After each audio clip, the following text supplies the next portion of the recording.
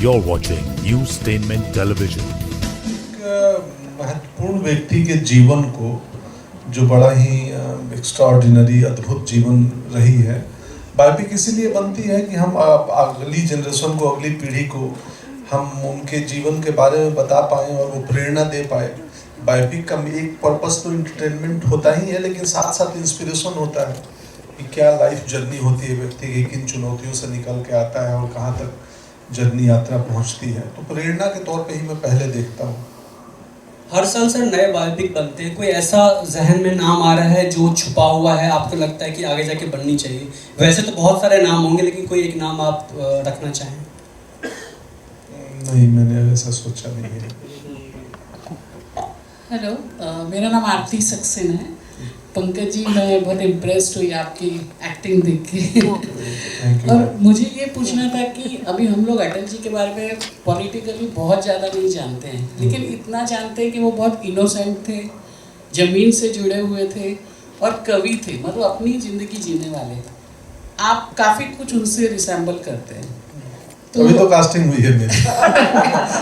तो पर्सनली आप अटल जी को कितना पसंद करते हैं और कौन सी उनकी ऐसी बात है जिससे आप प्रभावित हैं? बहुत मैं पूरे जीवन में पॉलिटिकल रैलियों में लोग जाते हैं ना, मैं 2 ही बार गया हूँ पटना के गांधी मैदान में किसी लीडर को सुनने, इन्हीं को सुनने गया था 2 बार।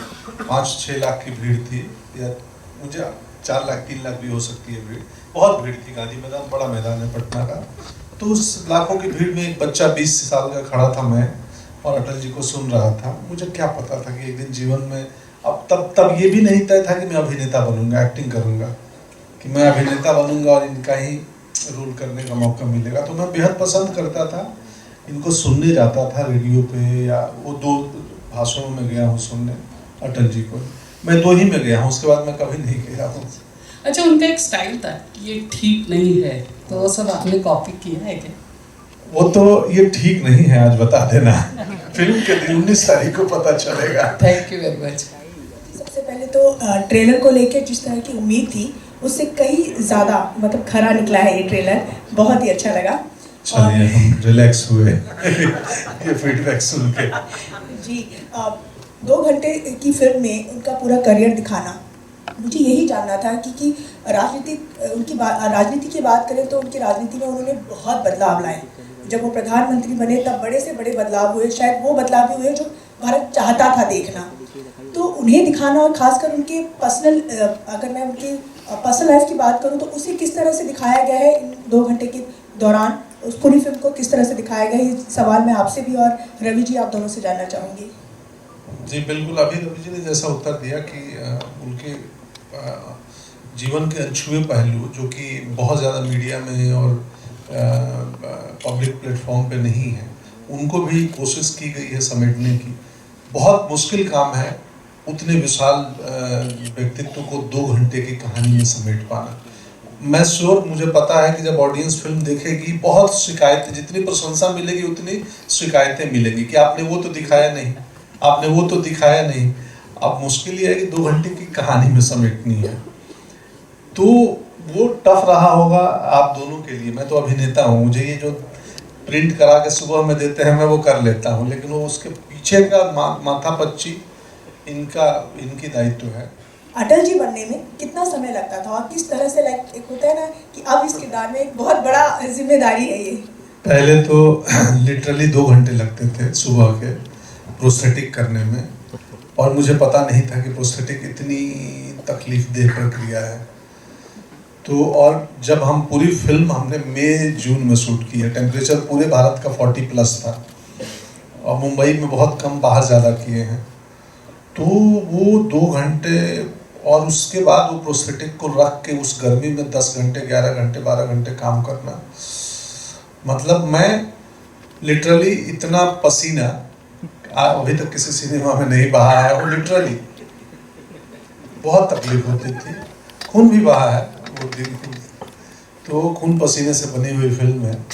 और दूसरी चीज़ कि वो रिसर्च भी है, तो मैं लिटरली मेकअप और मैंने शूटिंग की पार्ट बताई।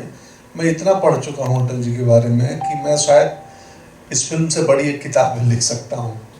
मैंने जितने उनके बारे में किताबें लिखी गई हैं, जो जो रिटेन मटेरियल मिला, जो जो इंटरव्यूज़ मिले पुराने भारत के अलग अलग जर्नलिस्टों के, सब देख चुका हूँ। और कुछ ऐसी किस्से और कहानियाँ मैं समझ गया हूँ उनके व्यक्तित्व को। इस फिल्म ने और अटल जी के व्यक्तित्व ने मुझे बहुत बदला है पिछले 6 महीनों में। मैं ये सब क्या बताऊँ, मैं भीतर से लोकतांत्रिक हो गया हूँ, सिर्फ बाहर से नहीं। ये असर हुआ है मुझ पर। Jaya from Bollywood ma'am. Sir ये जो बॉडी लैंग्वेज थी आपकी इस मूवी में, इस ट्रेलर में, वो किससे सीखा? वो मैं एक्टिंग कर सीख के ही तो आया हूँ। तो नहीं, मैं तो खुद ही टीचर हूँ, दूसरों को सिखाता। हमने थिएटर किया है, नेशनल स्कूल ऑफ ड्रामा की ट्रेनिंग की है, तो ये हम अपने से ही सीखते हैं। तो इस फिल्म में वो बॉडी लैंग्वेज मैंने खुद ही से सीखा है, तैयार किया है, क्योंकि इसमें एज भी है 25 साल 20 साल से लेके, और मैं 80-85 तक जाता हूँ। तो वो भी थोड़ा सा ध्यान तो रखना पड़ता है किस साल का सीन चल रहा है। मेजरली 3 लुक में हमने डिवाइड किया है फिल्म को, 3 फेजेज रखे हैं, क्योंकि बहुत मुश्किल है।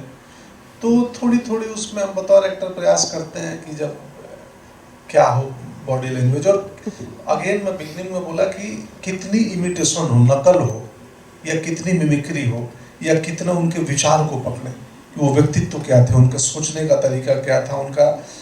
तो वो मिमिक्री इमिटेशन कम है, व्यक्तित्व ज़्यादा है।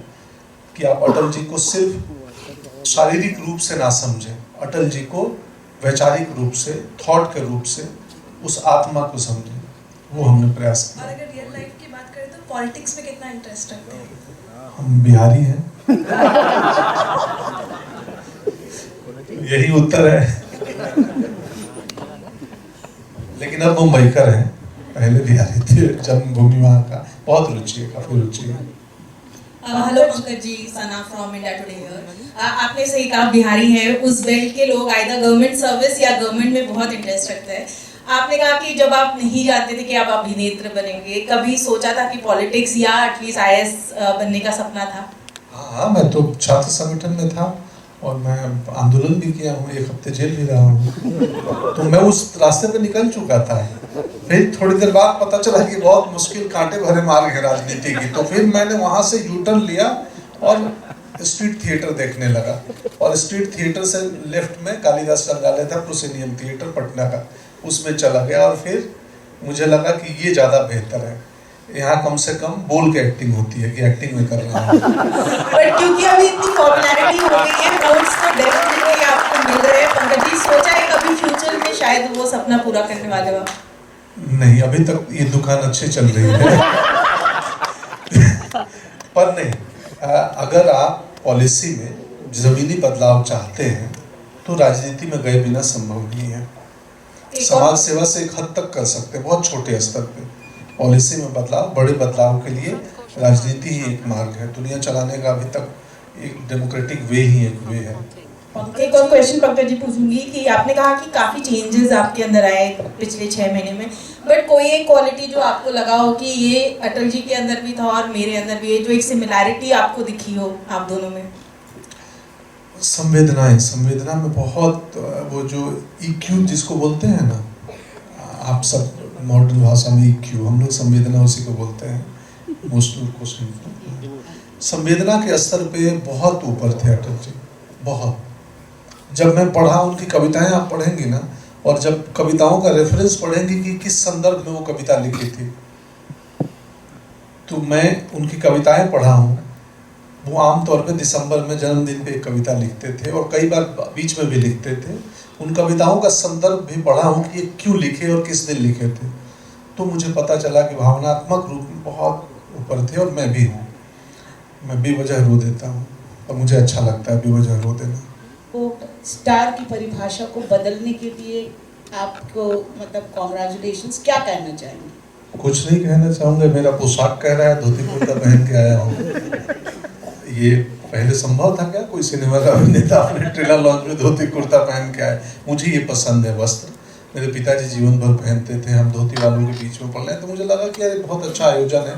और इस फिल्म में हमने बहुत धोती पहनी है, तो पूरी फिल्म में तो अब मुझे बहुत अच्छा लगता है। तो हाँ, मैं क्या कहना चाहूँगा, आप मीडिया और जनता जनार्दन सब देखते हैं और महसूस करते हैं कि मैं भाग्यशाली हूँ कि मैं बिना किसी गॉडफादर के, बिना किसी जान पहचान के, ना ही मैं बहुत ज़्यादा सोशलाइज करता हूँ, मित्रता करता हूँ, बावजूद उसके मुझे काम मिलते गए और अच्छी फिल्मों का हिस्सा बना और लास्ट 2 थिएट्रिकल हिट भी हुई, OMG 2, फुकरे, तो और ऐसे लोग मिल जाते हैं विनोद जी जैसे। तो भाग्यशाली हूँ, किस्मत वाला हूँ, काम ईमानदारी से करता हूँ, बाकी किसी भी प्रकार की चतुराई में यकीन नहीं करता या दिमाग नहीं इन्वेस्ट करता। कि वो भले विपक्ष हो, वो सबको साथ लेके चलते थे, उनकी बात सुनते थे।